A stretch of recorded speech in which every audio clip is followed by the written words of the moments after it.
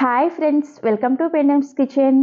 ఈరోజు వీడియోలో పెద్ద హోటల్స్లో చేసే పొడి మసాలా దోశ సీక్రెట్ రెసిపీని A to Z కాంబో రెసిపీని మీకు చూపించబోతున్నాను. వీడియోని స్కిప్ చేయకుండా చివరి వరకు చూసి మీరు కూడా తప్పకుండా బ్రేక్ఫాస్ట్లోకి ఇలా ఒక్కసారైనా సరే మసాలా దోశని ట్రై చేసి చూడండి. చాలా అంటే చాలా టేస్టీగా ఉంటుంది. సో ఇక ఏమాత్రం ఆలస్యం చేయకుండా ఈ సీక్రెట్ పొడి మసాలా దోశని ఇంట్లోనే ఎలా ప్రిపేర్ చేసుకోవచ్చో ఈ వీడియోలోకి వెళ్ళి చూసేయండి. ఫస్ట్ నేను దోశల పిండిని ఎలా ప్రిపేర్ చేసుకోవచ్చో చూపిస్తాను. ఈ దోశల పిండిని ప్రిపేర్ చేసుకోవడం కోసం ఒక పెద్ద గిన్నెని తీసుకొని అందులోకి 5 కప్పుల దోశల బియ్యాన్ని వేసుకోండి. మీ దగ్గర ఒకవేళ దోశల బియ్యం లేకపోతే రేషన్ బియ్యాన్ని అయినా సరే వేసుకోవచ్చు. నెక్స్ట్ ఇందులోకి 1 కప్పు మినపగుళ్ళని వేసుకోండి. ఇక నేను తీసుకున్న 5 కప్పుల బియ్యం అనేది కరెక్ట్గా 1 కేజీ ఉంటాయన్నమాట. అంటే 1 కేజీకి ఒక 200 గ్రాముల చొప్పున మినపగుళ్ళని వేసుకోవాలి. నెక్స్ట్ అదే కప్పుతోటి 1/2 కప్పు కొద్దిగా మందంగా ఉండే అటుకులు వేసుకోండి. ఇవి గ్రాముల్లో చెప్పాలంటే ఒక 100 గ్రామ్స్ ఉంటాయన్నమాట. నెక్స్ట్ ఇందులోకి 2 టేబుల్ స్పూన్ల పచ్చిశనగపప్పుని, అలాగే 2 టేబుల్ స్పూన్ల కందిపప్పుని వేసుకోండి. చివరిగా 1 టీ స్పూన్ మెంతులను కూడా వేసుకొని ఇవన్నీ కూడా శుభ్రంగా 1కి 2 సార్లు కడిగేసి ఆ నీళ్ళన్నీ కూడా తీసేసి మళ్ళీ తిరిగి మంచినీళ్ళను పోసుకొని వీటిని ఒక 5 నుంచి 6 గంటల సేపు నానబెట్టుకోవాలి. సో నేను ఇక్కడ ఒక 6 గంటల సేపు నానబెట్టిన తర్వాత మీకు చూపిస్తున్నాను, చూసారా? మనకి బియ్యం, పప్పులు అన్నీ కూడా చక్కగా నానిపోయాయి. ఇప్పుడు వీటిని మిక్సీ జార్లోకి వేసుకొని తగినన్ని నీళ్ళని పోసుకుంటూ ఈ పిండిని కొంచెం బరకగా ఉండేటట్లుగా గ్రైండ్ చేసుకోవాలి. ఇక నేను మీకు గ్రైండ్ చేసిన తర్వాత చూపిస్తున్నాను, చూసారా? పిండిని ఈ విధంగా గ్రైండ్ చేసుకోండి. ఇలా గ్రైండ్ చేసుకున్న పిండిని ఒక పెద్ద గిన్నెలోకి వేసుకోండి. ఇదే విధంగా మిగిలిన బియ్యాన్ని అండ్ పప్పులను కూడా గ్రైండ్ చేసుకొని సేమ్ ఇదే గిన్నెలోకి వేసుకోండి. సో ఇలా మొత్తం అంతా కూడా పిండిని గ్రైండ్ చేసుకున్న తర్వాత ఈ గిన్నె మీద మూత పెట్టేసి ఈ పిండిని కనీసం ఒక 8 నుంచి 10 గంటల సేపు పిండిని ఫర్మెంట్ చేసుకోవాలి. పిండిని ఎప్పుడైనా సరే రూమ్ టెంపరేచర్లోనే ఫర్మెంట్ చేసుకోవాలి. గ్రైండ్ చేసిన వెంటనే పిండిని ఫ్రిడ్జ్లో పెట్టకూడదు అనమాట. సో ఇక్కడ నేను ఒక 8 గంటల సేపు పిండిని పొలయబెట్టిన తర్వాత మూత తీసి మీకు చూపిస్తున్నాను, చూసారా? మనకి పిండి అనేది చక్కగా పులిసింది కదా. సో ఇలా పులిసిన పిండిని ఒకసారి గరిటతో కలుపుకొని ఇప్పుడు ఇందులో నుంచి మీకు కావలసినంత పిండిని వేరొక గిన్నెలోకి తీసుకోండి. మిగిలిన పిండిని తీసుకెళ్ళి ఇప్పుడు ఫ్రిడ్జ్లో పెట్టుకొని చక్కగా ఈ పిండితో ఒక 4 నుంచి 5 రోజుల పాటు దోశలను వేసుకోవచ్చు. సో ఇలా కావలసినంత పిండిని తీసుకున్న తర్వాత ఇందులోకి మీ రుచికి సరిపడా ఉప్పుని వేసుకోండి. అలాగే దోశ అనేది మంచి రంగులో రావడం కోసం ఇందులోకి 1 టీ స్పూన్ వరకు పంచదారను వేసుకోండి. ఇలా పంచదారను వేసుకోవడం వలన మీకు దోశ అనేది తీయగా ఏముండదండి.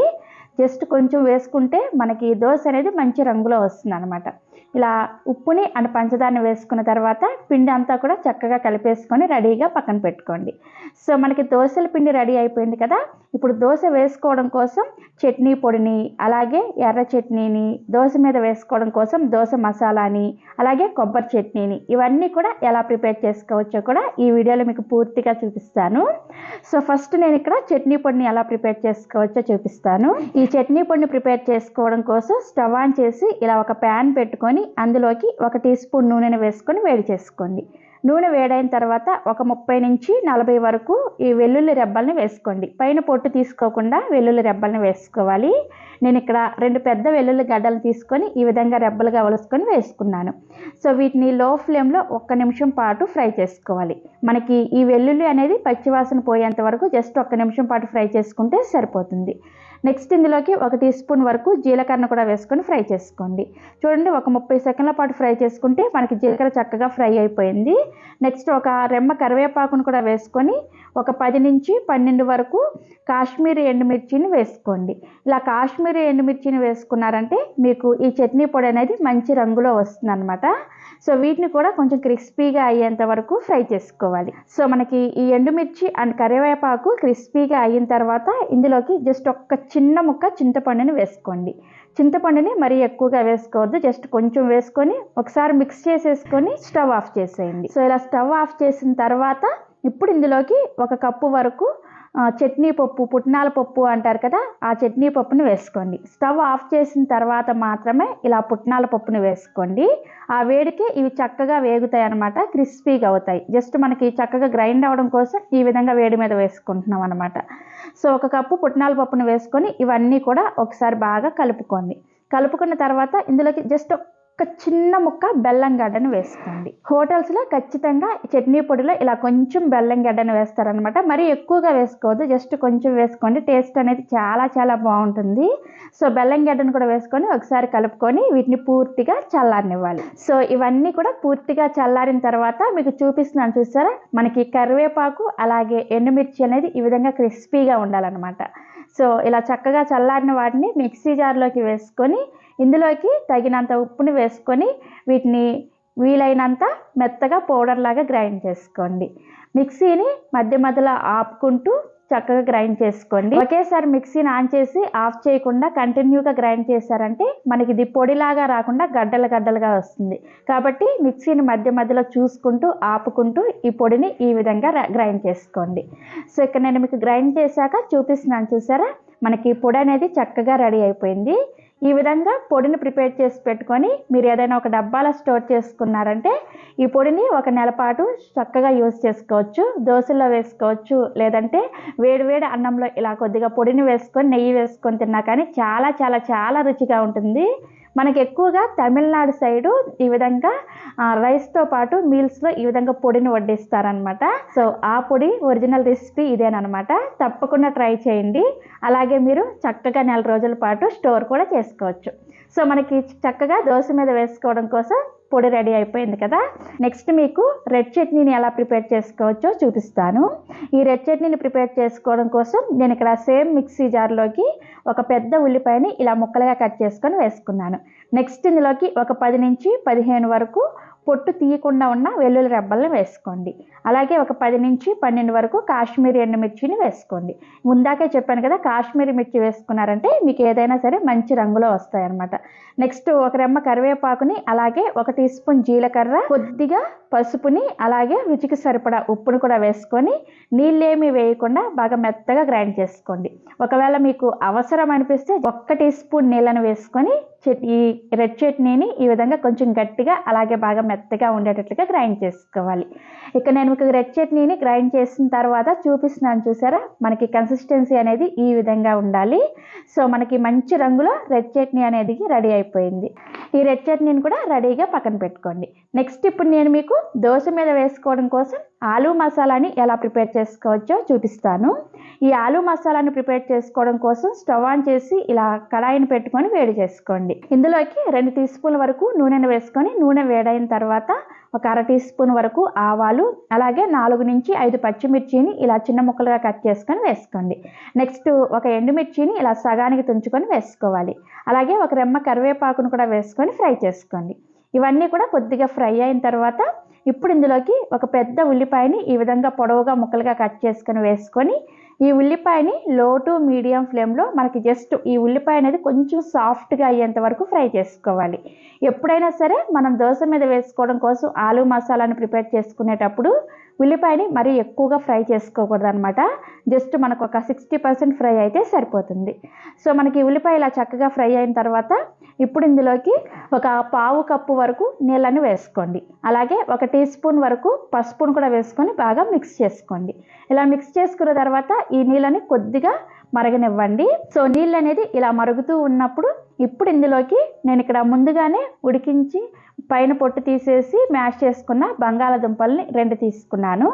ఈ బంగాళాదుంపల్ని ఇందులోకి వేసుకొని ఒకసారి అంతా కూడా చక్కగా కలిపేసుకొని ఇందులోకి రుచికి సరిపడా ఉప్పును కూడా వేసుకొని ఈ బంగాళాదుంప మిశ్రమాన్ని కూడా ఒక 2 నిమిషాల పాటు లో ఫ్లేమ్లో ఉడికించుకోవాలి. అవసరమైతే కొద్దిగా నీళ్ళను వేసుకొని ఈ బంగాళాదుంప మిశ్రమాన్ని ఉడికించుకోండి. సో ఇలా బాగా చక్కగా కలుపుకొని ఒక 2 నిమిషాల పాటు ఉడికించుకున్న తర్వాత మనకి ఆల్మోస్ట్ పొటాటో మసాలా అనేది రెడీ అయిపోయింది. ఇప్పుడు చివరగా ఇందులోకి 1 టేబుల్ స్పూన్ అంతా పచ్చి కొబ్బరి తురుముని వేసుకోండి. ఇలా పచ్చి కొబ్బరి తురుముని వేసుకోవడం వలన ఈ ఆలూ మసాలా అనేది చాలా చాలా చాలా టేస్టీగా ఉంటుంది. స్కిప్ చేయకుండా కంపల్సరీ వేసుకోండి. అలాగే ఇందులోకి ఒక అరచెక్క నిమ్మరసాన్ని కూడా వేసుకోండి.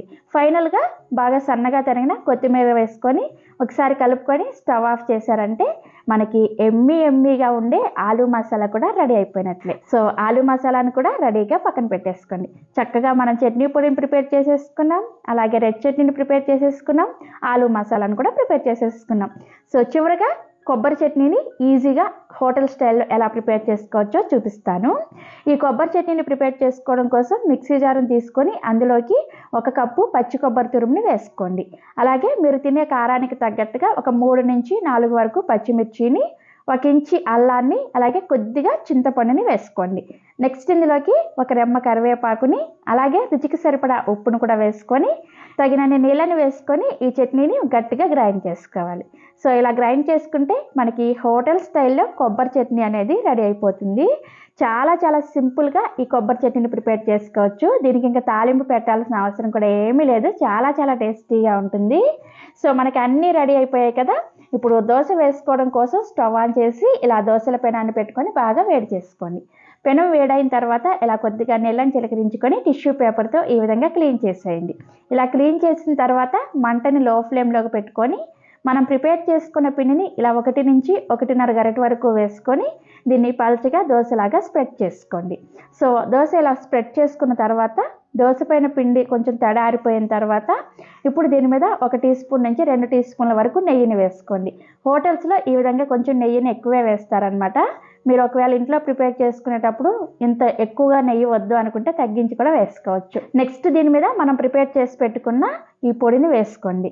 పొడిని వేసుకున్న తర్వాత 1 నిమిషం పాటు ఈ దోశను చక్కగా కాల్చుకొని చివరగా దీని మీద మనం ప్రిపేర్ చేసి పెట్టుకున్న ఆలు మసాలాను కూడా పెట్టుకొని దోశని ఈ విధంగా ఫోల్డ్ చేసుకోండి.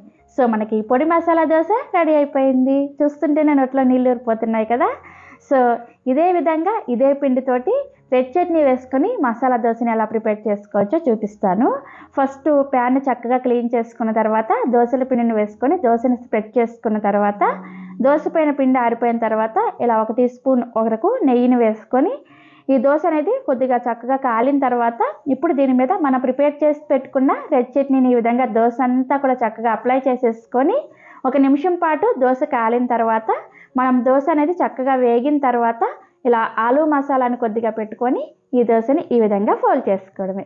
సో ఇలా చక్కగా దోశలు వేసుకొని మనం ప్రిపేర్ చేసి పెట్టుకున్న కొబ్బరి చట్నీతో సర్వ్ చేసుకోండి. చాలా చాలా టేస్టీగా ఉంటాయి.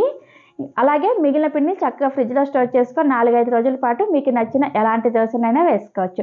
ప్లెయిన్ పొడి దోశ వేసుకోవచ్చు, ప్లెయిన్ రెడ్ చట్నీ దోశ వేసుకోవచ్చు. ఈ విధంగా ఏ విధంగా దోశలు వేసుకున్నా కానీ చక్కగా వస్తాయి. టేస్ట్ కూడా చాలా చాలా బాగుంటాయి. సో మీరు ఎప్పుడు ట్రై చేస్తున్నారో ఈ వీడియో కింద కామెంట్ సెక్షన్లో నాతో షేర్ చేసుకోండి. అలాగే మన ఛానల్లో చాలా రకాల మసాలా దోశ రెసిపీస్ ఉన్నాయి. అవన్నీ కూడా ఈ వీడియో కింద డిస్క్రిప్షన్లో ఇస్తాను, ఒకసారి చెక్ చేయండి. ఈ దోశ రెసిపీని మీరు కూడా ట్రై చేసిన తర్వాత టేస్ట్ ఎలా అనిపించింది అనేది ఈ వీడియో కింద కామెంట్ సెక్షన్లో నాతో షేర్ చేసుకోండి. అలాగే ఈ దోశ రెసిపీ మీకు నచ్చితే ఒక లైక్ చేసి మీ ఫ్రెండ్స్కి అండ్ రిలేటివ్స్ కూడా షేర్ చేయండి. మరిన్ని Emmy and tasty breakfast recipes కోసం పెండెమ్స్ కిచెన్ని సబ్స్క్రైబ్ చేసుకోండి. Thank you.